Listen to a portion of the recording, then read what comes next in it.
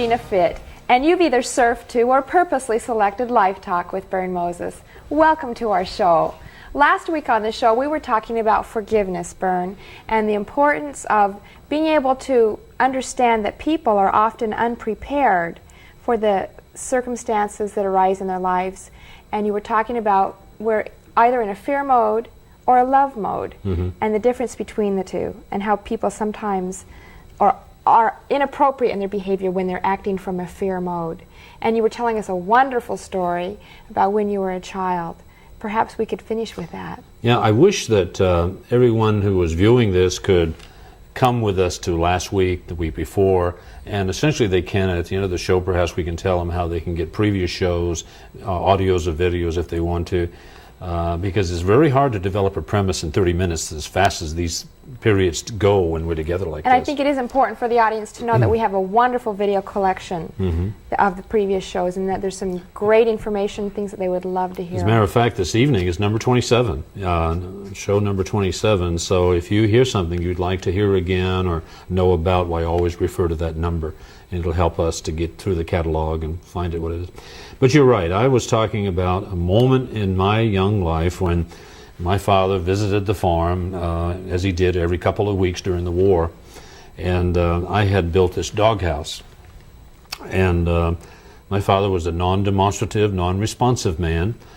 He certainly never abused me, but there was a sort of a sin of omission, a lack of communication, a lack of attentiveness, a lack of confirmation, a lack of expressed love. But I adored him, and I did everything I could to bask in his presence, because he was a nice, nice man. And he'd driven up into the yard, and I was excited to see him because I had built this doghouse for my dog Sugar. And I ran to the car and announced my presence, "Hi, Daddy," and he didn't acknowledge me. There was a cursory hug to my mother, if you would, and I said, "Hi, Daddy," and finally he said, "Oh, hi, funny face."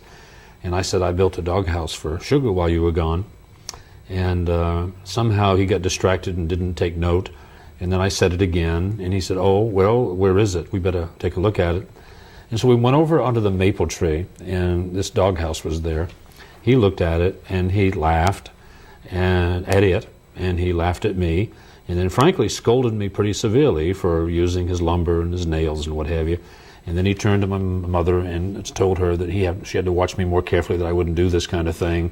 And then he went on into the house, and I stayed out by the doghouse, suppressing, managing, and holding. Didn't cry, knew better than to do that. Because, you know, like so many children, I was told that if I cried, I'd be given something to cry about. And I never knew exactly what that meant, but anyway, I had learned not to do that. I will say one thing, that's the last doghouse I ever built. Last thing I ever applied myself to in a handyman way, because that wasn't the first time. And for some reason, I carried from that an intense amount of pain and hurt. Now, I know someone outside might have had more serious things, and they said, "Well, get a life." I mean, your dad ignoring a doghouse. But, you know, everything's relative, isn't it? It really But I know is. there was some pain in that. And in order to clear up 28 years later in a bereavement and a grief that I was trying to work through in order to be free, I realized that I had to forgive my daddy for that. Now, at that same time, it was almost a miracle how this awareness came to me of the life formula and the love and the fear mode, and how when you're in a fear mode you conduct yourself inappropriately or unacceptably. And so I clicked in on that. I wanted to forgive him for that. I wanted to have a memory of that moment, as in all my moments with him, of pleasure and of joy. And so I had to go back and say, where was he in that moment in order to be that unkind and insensitive? He had to be in a fear mode. Had to be. Because if he'd have been in a love mode, he would have conducted himself differently, wouldn't he? There's no way he couldn't. Right. Okay?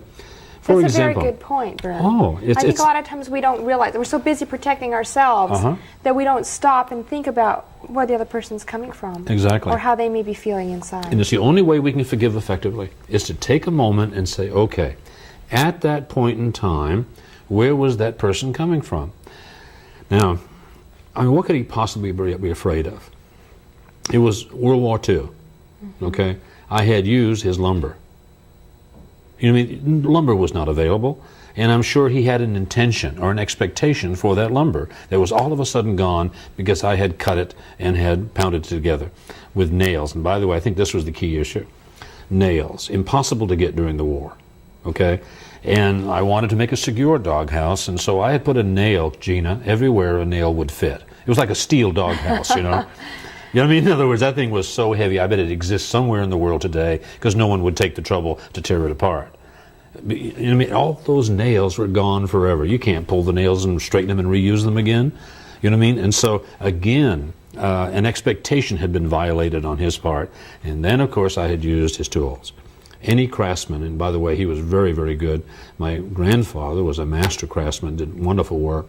But anyway, his tools had been threatened. Okay? And so all of those things contributed to this reaction.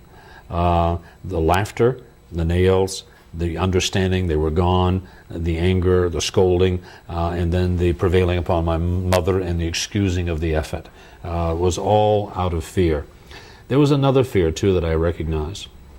When you think back on it, he was handy, his father was a magnificent craftsman, and here I was inept, inadequate. You know what I mean? In other words, there was another little tinge there of fear. This can't be my son. Yeah, okay. And I understand that. And so that's what really occurred.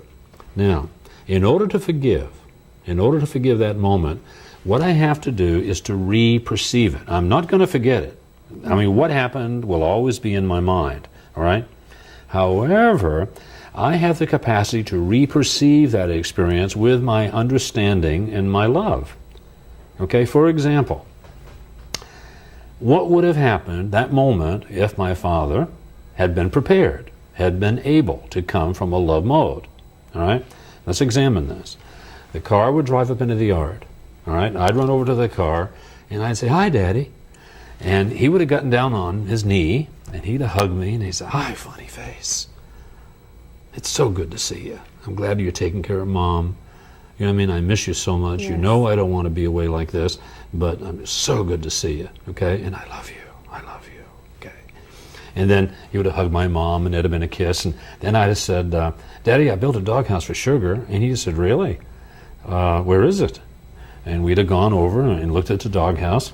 And he'd have said, "Oh my, that's a good doghouse. I mean, can she get in and out of it?" And I'd say, "Yes, sir." He said, "Well, that makes it a doghouse." And he'd say, "How did you get it so plumb?" Because, Gina, it was perfect. Okay, "How did you get it so plumb?" And I'd say, "Well, I used the square, you know, like I've seen you do, Daddy." "Good work." And he just said to Mom, "Did you help him do this?" And she just said, "No, he did it by himself." He said, "Well, that's good work." And that sure is a solid doghouse, he probably would have said. That thing would probably last forever. And he was walked away. He would have allowed me to hear him say, "Are you sure you didn't help him build that? Because that's magnificently built." Okay? Now later, he could have come to me and said, "Funny face, you used the lumber and the nails in my tools." You know what I mean? And I had expectations for that. And it's done now, and I don't want you to feel especially bad, but refrain from doing that in the future, okay, kid? You know? I mean, and that would have been a whole different experience, wouldn't it? Absolutely. Okay. And so with that awareness, now how do I know he would have done that, by the way? Because I know now, out of my propensity to stay in that love mode, that's the way I'd have done it with my grandchildren.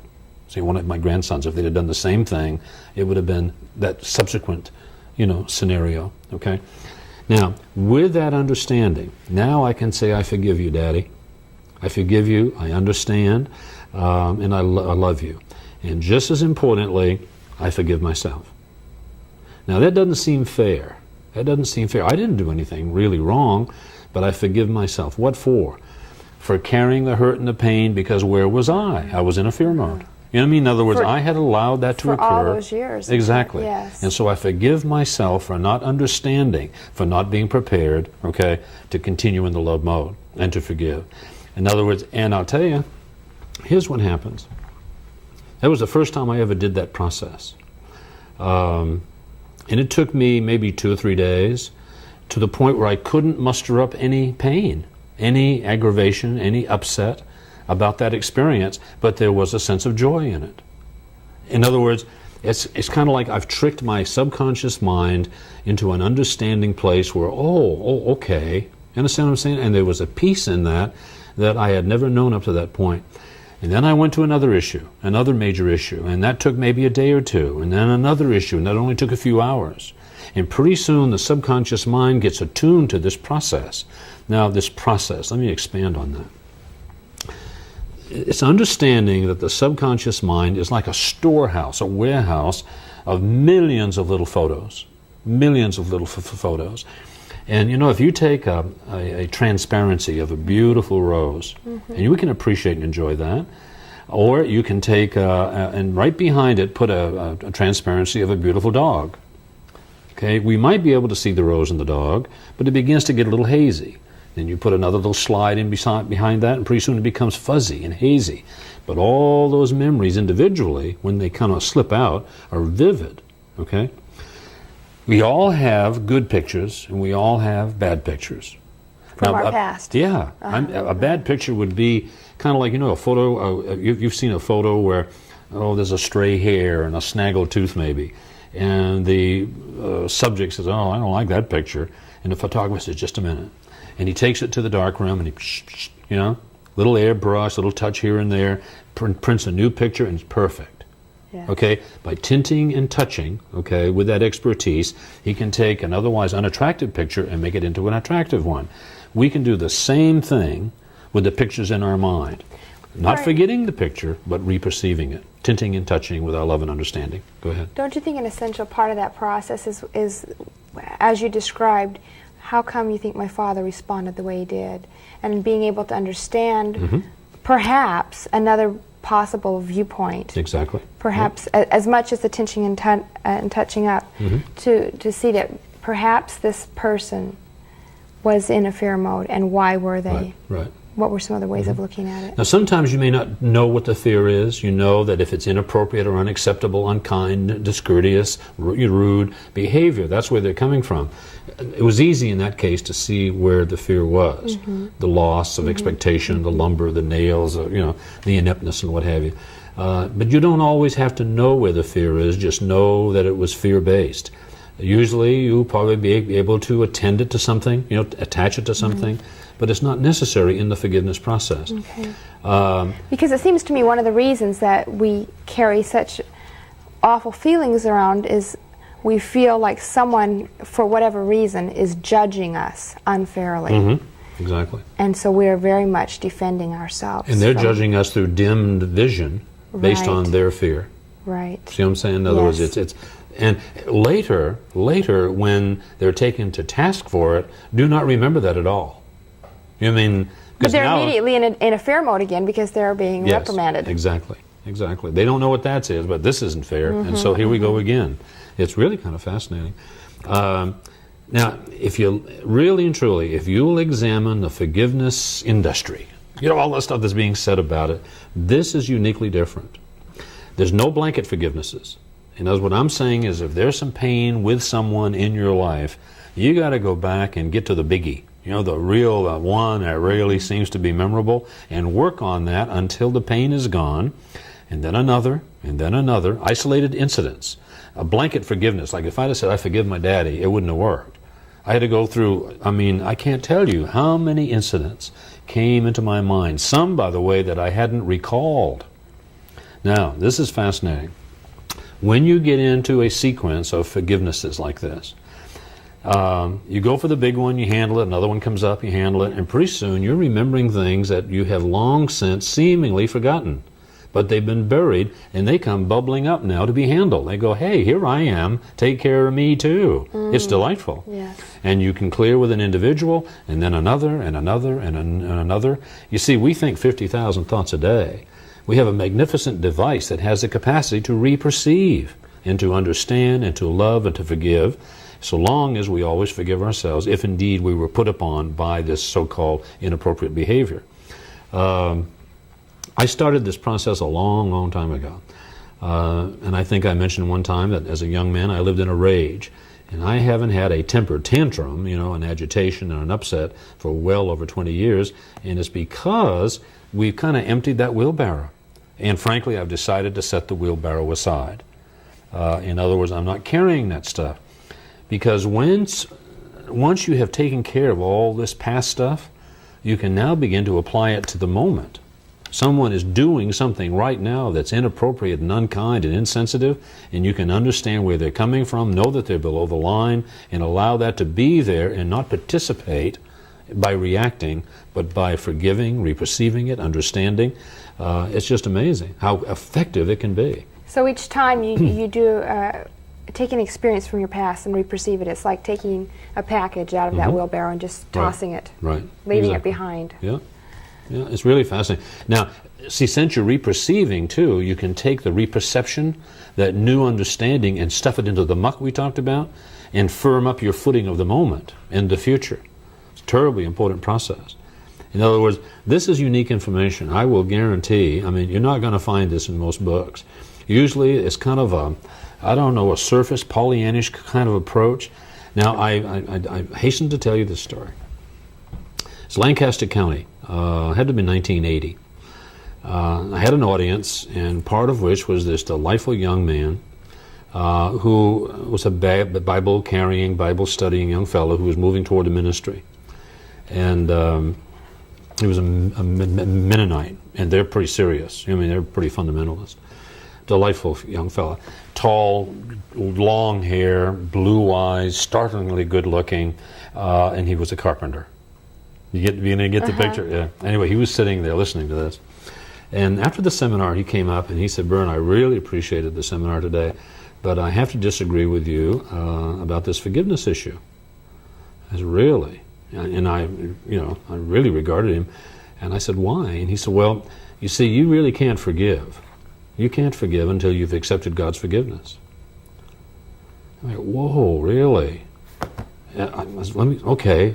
I took it and I said, "I'll think about that." And I thought about it, and then what popped up in my mind was a prayer that a lot of us learned as children, that we to forgive us our trespasses, what? As we forgive those who trespass against us. You know what I mean? In other words, it seemed like a me first deal. And so I went to his source, okay, the scriptures, and found a couple issues. In Matthew 6:14-15. See, forgiveness is kind of a religious thing, isn't it? I mean, it certainly is part of our religious upbringing. Yeah, yes. It's kind of like they've taken it, this is their deal. Well, if that's going to be the case, I mean, we have to go to their source, all right? And Matthew 6:14-15 said, "Your heavenly Father will forgive you if you forgive those who sin against you. But if you refuse to forgive them, he will not forgive you." Clearly. Whoa, it seems like we better get busy, especially when Mark said the same thing. Mark 11:26. In other words, the onus is on us. We better get equipped and begin the process right away. Can you imagine being in a place where you cannot be forgiven because you haven't done your work? That's a delegation of authority. This is what we're talking about, Gina, throughout the whole series. The authority that has been delegated to us that we've got to assume the responsibility with and really do something about these things. The interesting thing about that is if everyone forgave everyone, it would all be cleaned up. That's right. In the world. I mean, if every human being alive did that, obviously they're not, but we can certainly make a clearing in the life that we live and the people around us. Now, I know there are people watching us and say, "Well, yeah, Moses, that's Pollyannish. You don't know the hurt I've had. You mean the pain that I've endured." And I understand that feeling, certainly. But let me give you a couple of illustrations of people who have been coached and have been supported by their churches in some of the experiences that they've had. And if you can match these, why we'll say, okay, this is all stuff, okay? Had a young couple in Lancaster County, Pennsylvania. This was 15, 16 years ago. Active in their church, had a little girl, 12 years old. And this little girl was abducted, kidnapped, raped, ravaged, murdered, and dismembered. I mean, you're talking major experience. Pretty traumatic. Yeah. They found the person who did it, and it was pretty clear. And they were going through all kinds of turmoil. And there were some conferences and what have you, and eventually they elected to go to the prison where he was being held and had quite a bit of difficulty getting to see the man. And this is essentially what the script was. We came here not to apologize for something we didn't do, but to say that we're sorry. This is to the man who did this. We're sorry. We're sorry for our little girl, and we're sorry for ourselves. We're sorry for society, and we're sorry for you, and whatever must have happened in your life that would bring you to a point where you could possibly do that. We're sorry for your parents. We can't imagine the pain they must be experiencing, and for your siblings, if there were any, and your friends, if there were any. But we came here to forgive you. And we can't excuse you, but we came here to forgive you and to express our love for you. And that we're going to try to manifest that in any way that we can in the next few weeks and months and years. Okay? And they left. This man, who had been a posturing, brassy, animal-like character, Yes. had collapsed and went into a grief state, sobbing and wailing, and later said that was the first time in his life that anybody had ever said they loved him. First time in his life that anybody ever forgave him for anything. That's incredible. Now, he's still there, but they're a little freer than they would have been. You know what I mean? In other words, because otherwise, if they hadn't have done that, I can't imagine carrying that with you day after day after day after day. We're all worth more than that. We're worth this effort, this technique, if you would. And yes, we have to include ourselves. The fact that if we have been inappropriate and incomplete and what have you, certainly I will bet you if we examine it, it's based on lack of preparation. It was something was occurring in our life when we felt overwhelmed, and so we became, like I say, inappropriate. And there's no reason why we can't reperceive ourselves and forgive ourselves in that sense of the word. Doesn't mean to excuse ourselves. You know what I mean? There's a fine line in there between forgiving and excusing. But I do think it's terribly important. Here's the thing. We talked earlier about recapturing authority. Surely we can understand that if we can forgive anything and everything, we are not burdened by that act. We are no longer responsible for having created that, because we do assume a lot of responsibility for things that occur. What did I do wrong? I must have been, we take responsibility, sometimes totally inappropriately. But if we can clear that up, we can recapture some of our authority and certainly our esteem. Because when you forgive someone for doing something inappropriate and unkind, you're acknowledging that you didn't deserve that, and therefore you can elevate your esteem. There comes a point where you can feel pretty good about yourself and have more authority and recapture your initiative and accomplish a great deal more in your relationships and in your business, your career, your profession, whatever it happened to be. What I see happening is that you're choosing to change how you feel about a particular circumstance. Exactly. And it's only, I think, in changing our feelings that we can have the power to go forward without that being dragged or pushed with us in that wheelbarrow. One thing, too, remember we talked about eros, philos, and agape? In other words, if we did a word graph of most people, there'd be a lot of eros and philos and some agape. These things are going to influence our capacity to forgive. You see, if we're loaded with eros, this need to possess, to control, exclusivity and what have you, eros will get in the way of forgiving because it wants vindictiveness. It wants things to be made right. You know what I'm saying? And it'll get in the way. And so we have to be working on our agape all the time in order to be able to truly become a forgiving person. Philos will get in the way of forgiving too because, again, it wants reciprocation. Because it wants everything to be made right. And sometimes that's impossible because someone is dead. My father was dead 28 years before we finally cleared up our relationship. With eros and philos, in both cases, we're dependent on what other people may do. Oh, no question. We're dependent on circumstances and situations. And our ability to control them. Right. Or it, whatever it happens to be. And that's a losing battle if I've ever seen one. This is a terribly important issue. There's no way. Now, there are some other things. Let me glance through some of these things so as not to miss any points.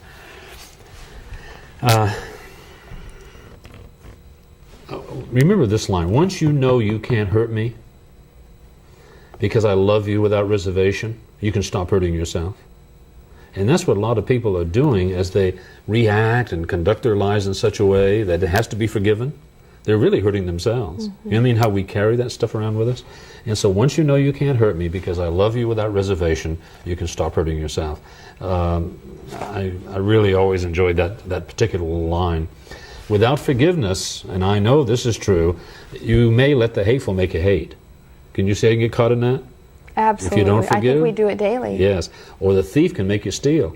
If someone is taking from you, after a while, somehow we justify taking from them or from someone else. And the liar can cause us to lie. In other words, if we don't forgive, then the liar can... In fact, I always say, I bring people into my life oftentimes to work and what have you, and recruiting, and I'll say, it's okay to lie to me. I don't have any trouble with you lying to me. Because frankly, most people lie for three primary reasons. For physiological reasons. Okay? One is to save face, save their neck, and save their backside. And so it's okay to lie to me, and immediately it's what? Okay not to. Because I'm going to love you anyway, I understand. Okay? Now, if you lie out of vindictiveness and hurtfulness and what have you, that's another issue. But most people don't lie that way. They lie to save face, save their neck, or save their behinds. Fear again. Yeah, exactly. And so we have to say, hey, I understand, and that's okay. Gina, what's happened again, we've gone through show number 27 in a flash. And if someone would like an audio tape of this or a video, I suppose they could call and 1-800-661-3490. Once again, that's 1-800-661-3490. And ask for show number 27. Now, if they like, they can ask for 26 and 25 and 24, and we have some very minimal fees for those because this is a nonprofit process. And so they can pick up some of these shows for handling and postage and what have you. And by the way, I think we should remind people this is Life Talk, and my name is Bern Moses. Moses. Thank you, Gina. Thank you, Bern. Okay.